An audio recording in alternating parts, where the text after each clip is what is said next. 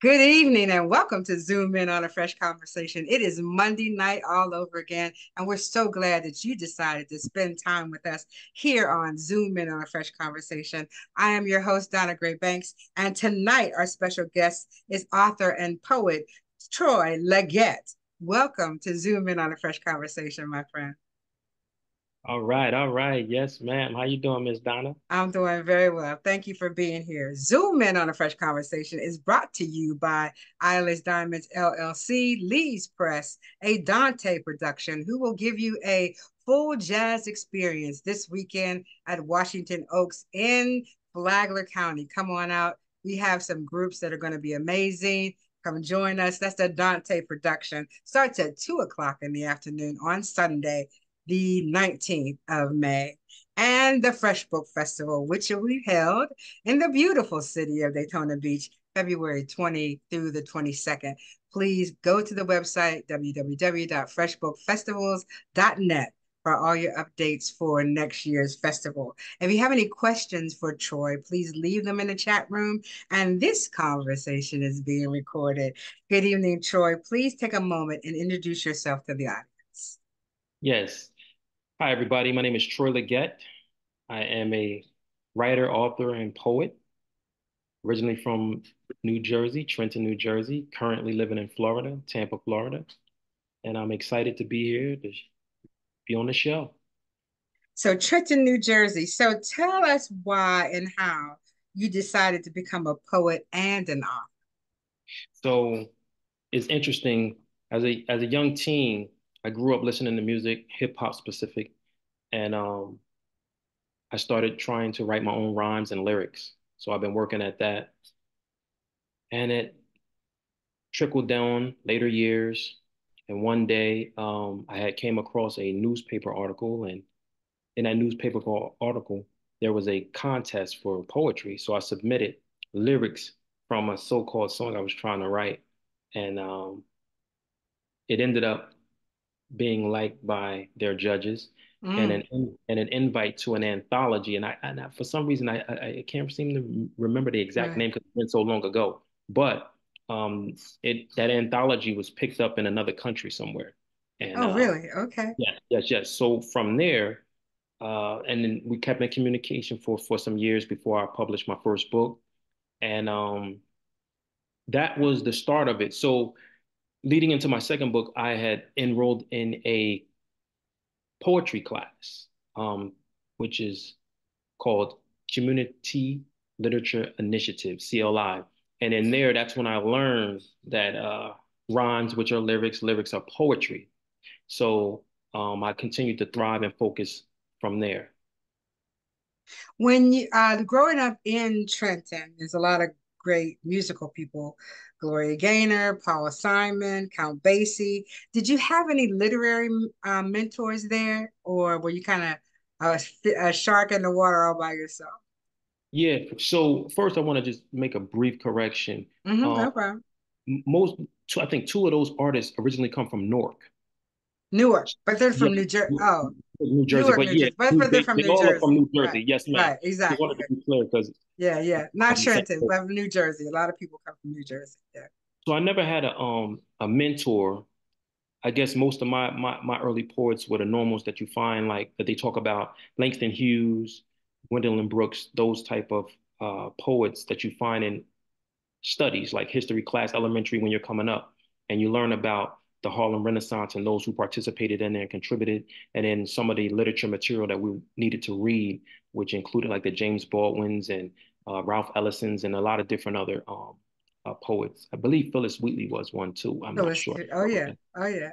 So Do you have other poets and authors in your family? Or are you the legendary King first person?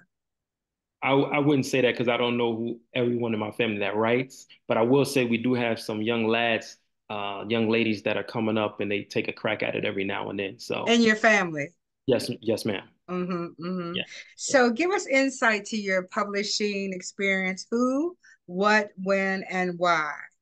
And publishing in 2015 was a challenge, right? So let's just Yes. talk about the who, the when, and the why, and then we'll talk about 2015.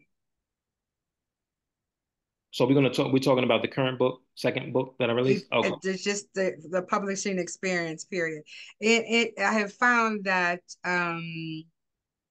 people of a melanated color have a little bit more difficulty publishing than others. And I just wondered, what was your publishing experience like? So with me, the greatest thing about the poetry class that I was that I enrolled in, was very helpful. And when you start up, you start in a nice class with other poets, but the curriculum at the end of the two seasons, two classes that you take for 2 years, uh, you should have enough material to be able to publish a book, and Oh, okay. they help facilitate the process of getting a completed book. And from there, you're able to pitch a professional completed book. So with that said, as you know, publishers are very particular about what they want. Yes. It doesn't matter, if it's what color you are or anything like that, what culture you are. Well, I wouldn't say all that, but okay. So it becomes challenging because your material needs to be what they're looking for, is what I'm learning. They throw a conference, which they have one coming up in June, if I'm not mistaken. And at the conference, you get to meet with publishers in LA. And when you meet with those publishers, again, your material needs to meet the criteria that they're looking for, that they want to publish through their company. And sometimes it can be challenging when it's multiple people in the same genre approaching their press for an Right. opportunity. And when you decide, did you self-publish or were you published by a company? I self-published this book. Okay. Both, How both about my the books first one? Okay. self-published, but it was through a company. But it It's wasn't a publishing house. no. Okay. It, Okay. yeah, yeah. So tell us about the experience of being a self-published author and whoever you publish with. So with the Objective Scholar, which is my second poetry collection, it's I have no restrictions on how I want to market, promote, who I want to present. Being able to do an interview with you, there's no one telling me I have to go through them prior to being able to do that, which is good because the experience helped to develop in the marketing process and creating the awareness of your completed poetry book as a self-published artist. Um, with me, I think within the whole process of it all is just the editing process, making Yeah, that sure was my that next question. Who helps you what? with the editing? Yeah. Because it's two processes. Yeah. Um, the editing for the grammar, the punctuation, and then the editing for poetry. So it's hard to find editors that are poetry editors. But my process, what I did is I reached out to a lady. I outsourced my editing part for this book the first time, and when I got it back, the structure and the way that I He wanted missed it, the whole thing, right? right, because she wasn't a poetry editor, and I'm not Right. mad at her because she did a No, great. right. But I realized when I started reading my material, I said, "Oh man, now I got to go back and fix everything." And then once I fixed Because the everything, flow wasn't there anymore because she put a semicolon when there should have been exactly. a comma. And it's my fault because it was No, should have been a question I asked in the yeah, beginning. Are yeah, you a poet? Are you familiar with editing poetry? yeah, yeah, And I yeah. didn't. But that was a learning lesson for me, and it wasn't a negative experience. It was a great learning experience. So then I got fortunate enough within CLI to work with their editors and the teams that they have a part of I don't know their. what a CLI is. Tell the audience what that That is the nonprofit organization called Community Literature Initiative, which it is. Okay, stands for CLI. okay, And again, at that completing of those classes, you end up with a completed book and you're introduced to a book team that will help you complete that book. So I was fortunate enough to be introduced to an editor through them, several of them. okay. And yes, then they work with me to help structure everything to get it to a perfected form as possible. What what were the challenges and what was the difference between the first book and the second book when it came to publishing? Because you knew more, it was easier, or what? So the first time that I published, everything was left with the company. So they had a company who did everything for you. Oh All you had yeah. to do was pay them for their services, and when you were done, you get the finished product and you owned everything. So I had three versions of my book on the first one, a hardback, softback, and an ebook, uploaded on all the platforms.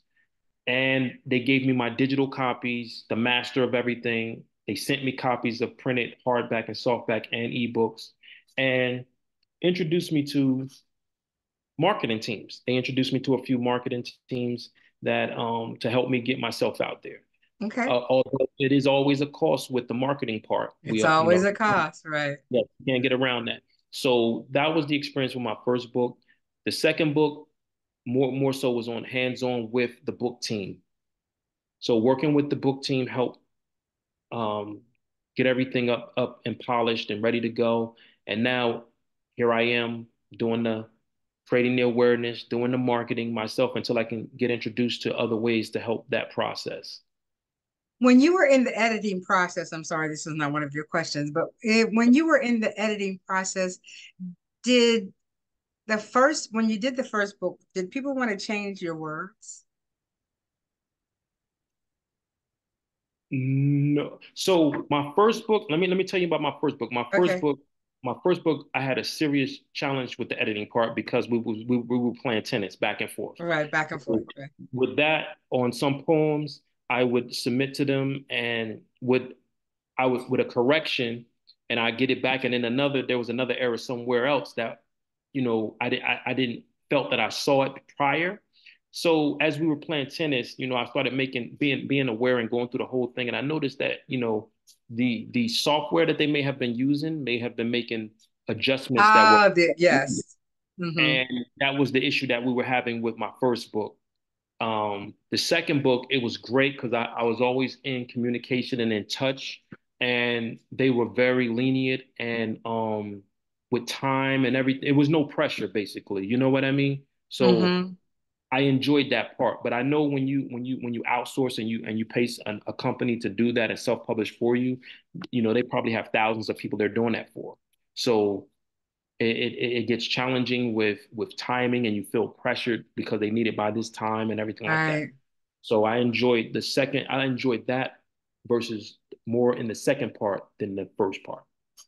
Now, I know that most of the writers that I know do two books, and the third book is like right behind it. Are you ready for the third one? I'm gonna be honest with you. I have a memoir that I've been working on, and I'm sorry to Okay. say, but I was working with a professor, and I just recently found out that he passed away from colon cancer. So um, I do have ideas for my third book, the goals for my third book, and the theme, kind of like the theme. I just been taking my time to focus on marketing and creating somewhat of awareness of the second book before I zoom in on that third Mm-hmm. book. Mm-hmm. Definitely, I will have one in the making.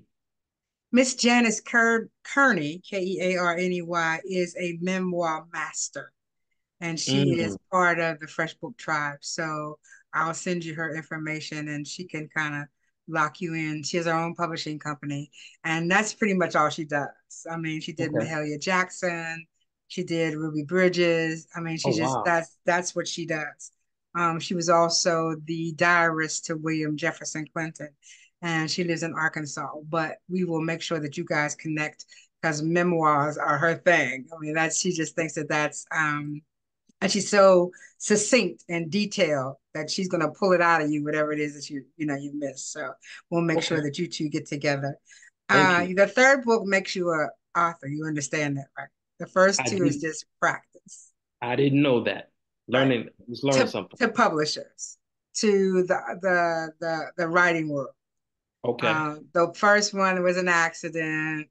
The second one, okay, you got better, and then the third one, they kind of didn't let you graduate. I mean, I guess it's like being a resident at a hospital. You gotta go so much, and then you're there, you get your white coat, right? So congratulations. I'm glad that you're looking to do at least one more and something different out of your regular genre, which really puts you in a whole nother category because most people, except for Keith Kareem Williams, shout out to Keith, who writes in every genre possible. Most of us don't do that.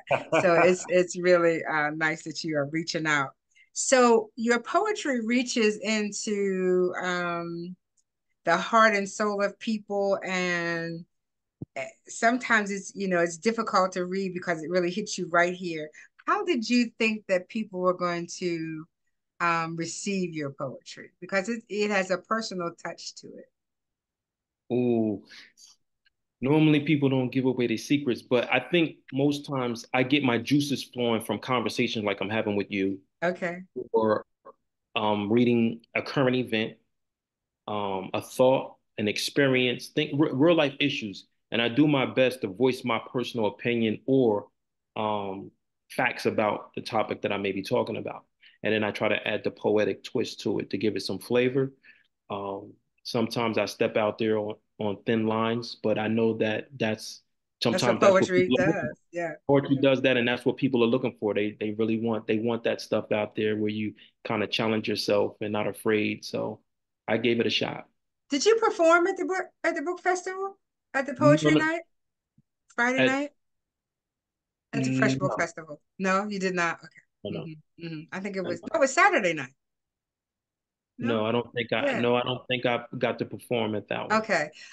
So every Saturday night at the Fresh Book Festival, it ends with a poetry um open mic. Oh, So I don't know how you missed it, but yeah, so make sure that in 2025 you're a part of that open mic process because it's really, really good. And thank you. yeah, the poets are amazing. So I'd like you to read two of your poems if you would, and show copies of your books on camera so everybody can Take a look.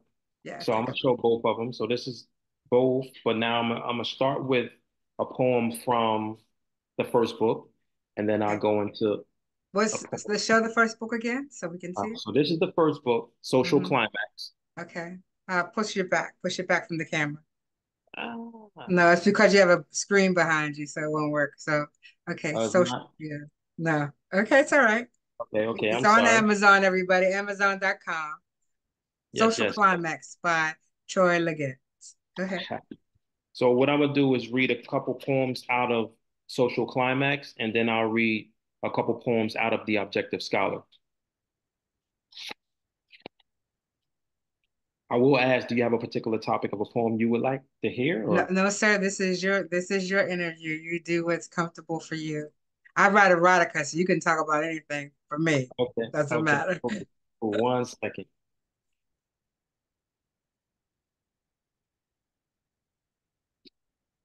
All right, so I got one called Prisons of Man out of Social Climax. Where I am, or should I say, where am I? Literally haunted at times, unconsciously misguided by a mind miseducated to believe that there's a door towards more and greater. Where am I? Chanted as loud and confusing screams molest our attention span long enough to corrupt that natural nature embedded. Where am I? Standing on the heart of fire amongst ways unreal to many. A cast often proven to have repeated disfiguring results. Where am I? For the height of cash I possess encourages my ego to become very arrogant to the point where the world encircles me. Where am I? The eve of my destruction carries many faces, an addiction that cost me more than I bargained for, abusing such privileges of pleasure. Where am I? These walls have become lies of a reality believed, only later to be deceived and revealing yet another side of such formality. Where am I?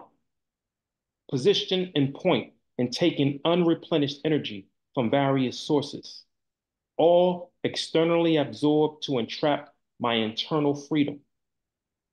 Where am I? Trapped by the prisons of man. Where am I? Trapped by the prisons of man. Where are you?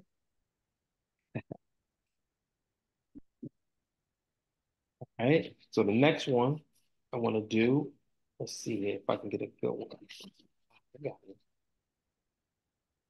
Got too many. So since we just had Mother's Day, Okay. what I like to read is I have a poem. It's called Super Moms. Mm. So I'm gonna read this one. I'm gonna read this poem and see what we get.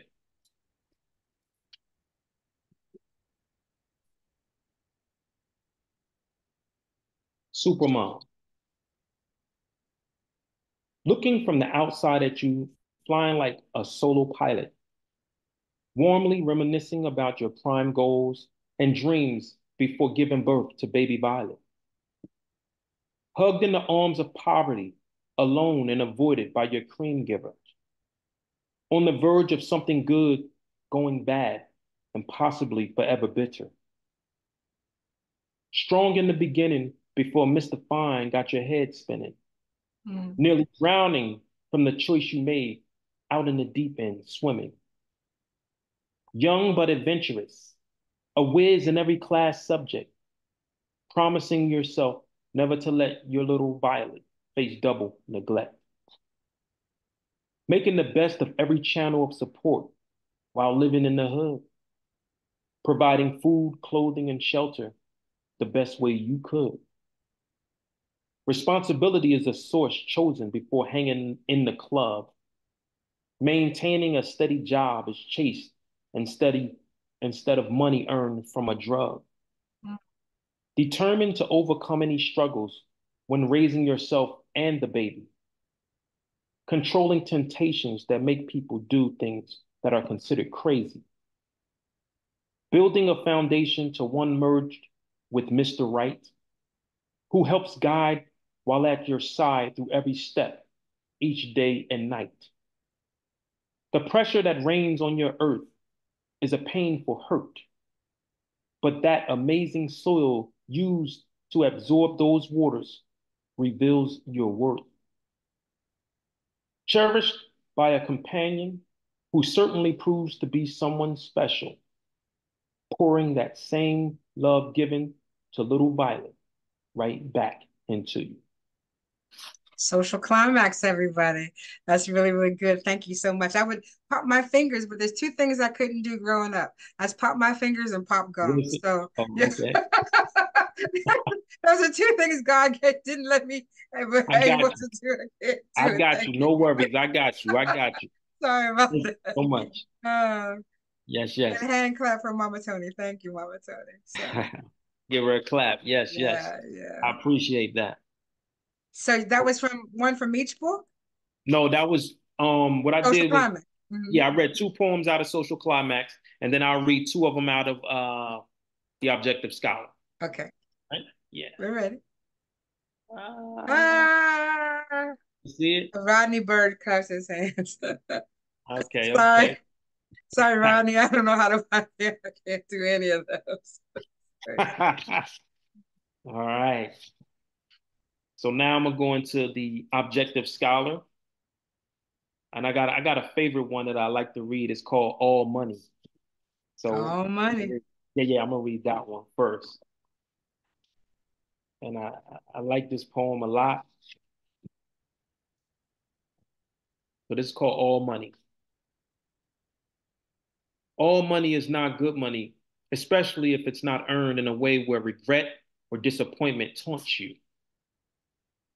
Believe it or not, there's a higher top, living thankful for what you got, something more than a lot, a mind, a heart, and 2 feet to walk, a mouth to talk, plus life lessons taught, all at an expense not paid nor bought.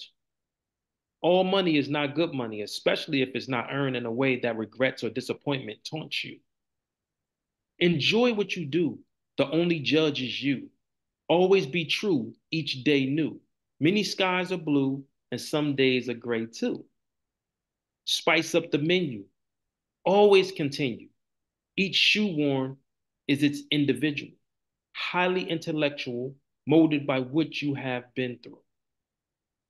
All money is not good money, especially if it's not earned in a way that regrets or disappointment taunts you. That's all. Yay. I Thank like you. that. All money ain't good money. Okay. Yeah. And the next one, let's see if I can get a real good one. Uh, They're all real, real good. What are you talking about? You know what? When I write, I'm a writer, right? And I think about my friends who are poets, and I think, how yes. do you do that? I start to, I'm in awe of people who can take a subject and make it masterfully made and turn it into a poem. I think it's wonderful. So it's a I do. skill for sure. Yeah, I do too. I'm a fan of words. I love words. I yeah. mean, yes, I love words. They are awesome. So let's see here. Whew. I'm gonna see if I can somewhat be funny. I'm gonna Okay, try.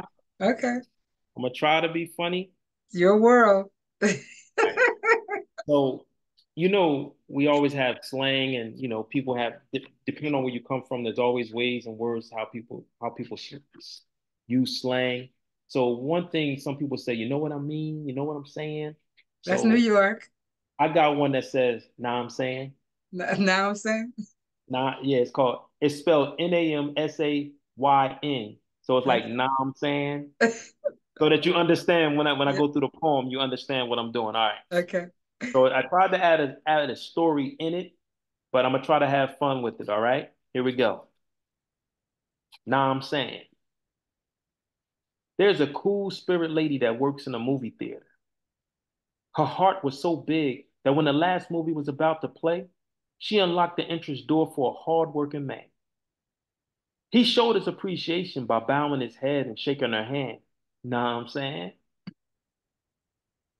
Moments after, several footsteps, he turned and asked her name. Her response was, "I thought you never asked." Know what I'm saying? She then followed up by asking him what movie he was going to see. He replied, "Wakanda." She quickly blurted out, "Man, that's a good one. It's on my to-do list too." Know what I'm saying? He smiled and stated it was his third time seeing it. She busted out laughing. He said, "Dang," know what I'm saying? He invited her in to watch it with him. She said, "No, I'm still on the clock and could get fired." Cleverly, he asked if she'd be willing to get him some popcorn and he'd give her a cash tip. She didn't hesitate and told him she can use some extra gas money. She showed up to his seat with a drink and popcorn. The theater was a bit empty, and he demanded she stay and watch it with him. She did. Soon after into the movie, she began eating up the popcorn. He giggles with a funny response. "I could have bought your own, know what I'm saying?" She immediately turned and looked at him. He did the same. She asked, "Why are you looking at me like that?" Know what I'm saying? He began moving in slowly for a kiss. Know what I'm saying?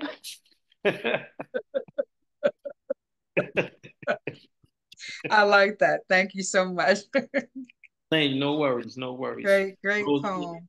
So Thank you. tell me how you felt when you put Mama Tony go crying eyes from left. Tell me how you felt when the first book arrived. When Social Climax, which is the first book, when that arrived, I was super excited because I had never published or self-published a book before. It was my first result as calling myself some type of form of an author with a tangible book. Right. So I was excited. I was through the roof. I I was, know, right? It's so nice. yes, I was doing everything you would consider impossible or unbelievable. I mean, I was just getting creative is challenging, and I didn't care, so I did whatever. I walked around with my book into stores, beauty salons, barber shops, schools. I was stores, like other businesses. I was everywhere. It didn't even matter to me. I was just my goal was to get the book out and show people what my poetry was about, and that was exciting for me. Um, my second book, I'm excited and thrilled because I made it to number two. Yes, you did. I'm very satisfied with the result. Like, I mean, I'm excited, and with number two, I'm going through those steps. But for example, I think when I published my first book, I didn't have any. interviews other than a radio interview. So this is awesome Well, that for was a me. while ago, right? Yes, that was 2015, right? Yeah. So, yes, yes. yeah, yeah. So with the second book, I'm seeing more opportunities. I'm seeing more people that are involved in poetry, interested in poetry. Like for example, the Community Literature Initiative organization. I didn't even know they exist when I did my first my first poetry Right, book. exactly, exactly. Mhm. So it was a blessing for me because they came with assisting me with what I needed, and that I think that's why I'm They really come really with a tribe. We call that a tribe. a A tribe, tribe. A tribe of people who can help you get it done. Yeah. and they did that for me. I'm gonna be honest with you because I was puzzled on. I had some poems written, but I didn't know how I wanted to complete the whole process of it, and they helped me seal the deal. So, what has been your greatest accomplishment realized in writing your book? Are you the first in your family that you know of to write and be published? You said you weren't sure, but Yes, yes, immediate family. Yes, like I mean, in the same and what did house. they say when you said, you know what, I'm gonna write a book? They was very, very supportive. My family is always, Really? Oh, it's yes, so my family, nice. they're always Yeah, supportive of me. They always rooting for me.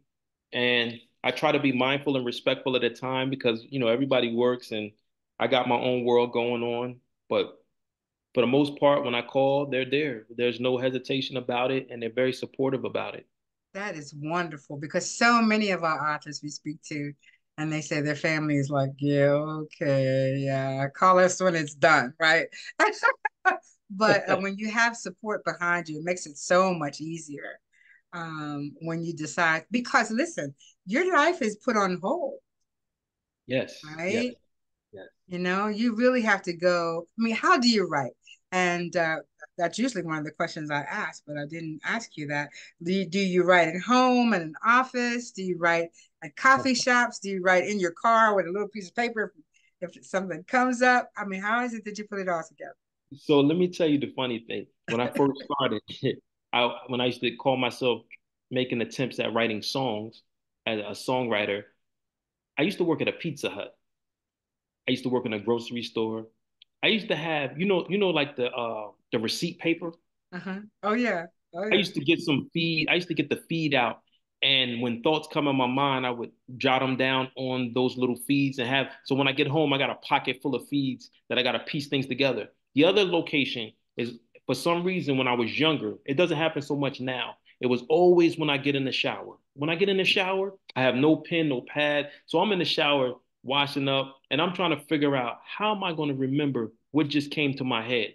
So you know what I started doing? I just started repeating everything over and over until I got out the shower and run Right. to the room. Yeah. So that was sometimes it happened to me in the car. It's always more so when I'm not in a place where I have writing material. The easiest of it all is when I get my spurts that wake me out of my sleep. Sometimes I get woke up 2, 3, 4 in the morning, Mm, and I whatever was in my head or something, I don't know how, I just write it down. I get up out my bed and I write it down, and then I'll figure it out later what it was. And that's how mostly in my first book, a lot of my first book was done like that, like waking out of my sleep, and writing, piecing things together and building on it from there. The second one was a little more intentional. I was able to construct with more of a focus, which I plan to do with my third poetry book. It's going to be even more focused. But those are how I was able to piece them together. I think. I hope I didn't leave anything out. I think the car, the well, I back. guess I guess the question is, do you sit down and just in front of your computer and compose, or do you take those little bits of pieces of paper or whatever, put it all together, and then sit down? So the computer thing's never this that's new to me. I was always the notepad Ah, pen guy. That was me. I got notepads that I write in, and from there I'm able to see it. I don't know what it is. And then another thing that I do is when I read, I come across words I've never seen. I always write them down in those notebooks, and I try to, since I never seen them, I take the assumption that some people may have not seen them as well, and I right. use the way how I create awareness and educate others as well. But that's definitely, I think, how I write my poems. So we're going to interview another time on your anthology, but just give us a brief snippet about you had a word count, right? You could only use so many words, or no? I Yeah. believe so. I Okay. believe so. How Oh, was oh, the pressure of trying to get, I don't know, usually it's 2,000 words and say what you need to say? ooh, whew. That I'm gonna tell you something. I kind of cheated on that one. That was the reason I went the poetry route, so that Oh, because you, okay. It I was knew that easier for you. I knew that I would fall in within the word count. I didn't. I would have done an essay or something like that, but during the time frame that I had to when she had the deadline, I said it'd be easier if I just do a poem, keep it simple, Yeah. and just give it a shot. I didn't have too much of a problem with the word count because I'm sure Pam would have said, "Hey, hey, Right. You kind of over the count, yeah. yes, So that's a wonderful experience. I've been in two anthologies, and it really is great to see other people's writings all kind of packed into one, and see exactly how people are very, very different in how they write. So is there anything else you'd like to tell us? I know I want to get your contact information. Do you have a website where we could buy the book, or is it all on Amazon? right now I'm working on that. I do have a website. My Mhm. website have some great information and updates on it, which is www.TROYLEGETTE.com, which is my first and last name.com. And on there, we slowly been building it, restructuring it, and getting a lot of good feedback from it. So eventually, I will have a way where people can purchase directly from the website. I may Mm-hmm. have Amazon links up there right now, like an Amazon link or a Goodreads I mean, link, that's or okay. When you're on Amazon, you make money when you sleep. So, most people don't understand that. When we're asleep, China, Asia, Africa, they're awake, right? So it's good to be on Amazon, even though they're monopoly or they're a big engine. But you have to say that I was surprised at how many of my books are being bought in Germany. Who knew, wow, right? And that wow, could not be done if I was not on Amazon. So it really wow. does have a good part of making sure that you get worldwide presentation as opposed to just the United States. So that's a good thing. Yeah. So when you have your website up and running, just send it to me, and I'll send out the one that you have now. But when you're ready to purchase books or whatever, make sure I get a copy of that Yes, when yes, you're up yes. and running. Is there Absolutely. anything else you'd like to tell us? I know that I need you So, to leave us with a pearl of wisdom, but is there anything I did not touch on?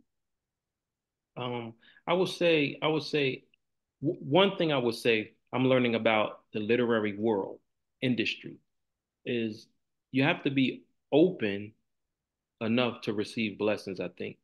And I say that because you have many different genres, and when you are a writer, author, you will encounter people of various different genres, and you never know where your blessing may lie. Right. So I say that because me and you are in different genres. Right. Right now, this is a blessing to me, so that you know. But I say that I've been on book events with my first book, and I ended up at a book event that cost me nothing with a ex-Navy SEAL guy, Right. and also at the same time, um, a news like a person that actually is on the news hosting the news. It was a lady, and I didn't believe it until you look at her book and you say, okay, okay, you got me. But she was really sharp, had somebody with her, and I was in the same room with them. And I said to myself, I said, I have a poetry book. At first, I was kind of like, I just got a poetry book. And these guys, everybody in here got novels, and they have ranks of status and titles, and I just had the confidence and moved it away. I had a photographer with me at the time, a lady photographer that I always took around with me, and we both shared that experience. But I realized I said I'm somebody too. I'm a What? Yeah, you're in the room. If you're in the yeah. room, So that makes out, yeah, yeah. that right there is that is the one thing that I will say. Definitely be open to other writers to learn where they're coming from, regardless of the genre, because you may learn marketing, you may learn how to write better, you may come across an editor, you may come across a publishing opportunity. Um, and I think that is important with some of us as writers because sometimes we tend to neglect or shy away from other authors because they're not in the same genre as us. Or we might not feel we fit into Right. their genre. But you never know. That's where the anthology and collaborations come about. As I tell everybody who comes to Fresh, don't come to sell books. That's a good thing if you do. Come to learn the craft, come Yes. to network, come to collaborate, because those are the people who call you when an opportunity comes up. Yes. Yes. Yes. Everybody wants to have a poet at their event Even to yes. open it or close it or do something in the middle.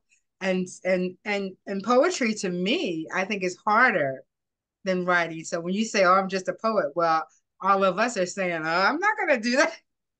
There's no way I would be a poet. So, yes, you're in the room, you're in the building, and Yeah. you are in the building and in the room because you're very talented. Thank you so much for Thank being here. Was that your pearl of wisdom? Just get involved and be in the room? you. One bullet point, yes. Yes. Um, Another is always write your thoughts down, regardless of what it is, whether you like it or dislike it. Never get rid of it. Oh, I Never know. get rid of it because you can revisit it later and it turn into a masterpiece from an real life experience that you may have encountered. Never get rid of it. There's a downside to that too. Like I have napkins that have stuff. You have to fold it over and make sure you take it off because the ink goes away. So, Yeah, make yes. sure you take it off the napkin or the piece of paper or the paper from The the feed. cashier because it will fade. So, but thank you so much, Mr. Legette, Tony Legette, his second book, Yes. going on the third book, already in an anthology. And we thank you for being here on Zoom and on a Fresh Conversation. Thank you for being here. It was a wonderful, wonderful experience being with you. And so we say good night now, and we're going to say, when the lights go out and the cell phone towers go down, all you have left is a flashlight and a good book. Thank you very much for being here. Good night. Good night, everybody. Thank you for being here. Thank you. Thank you so much. You're welcome.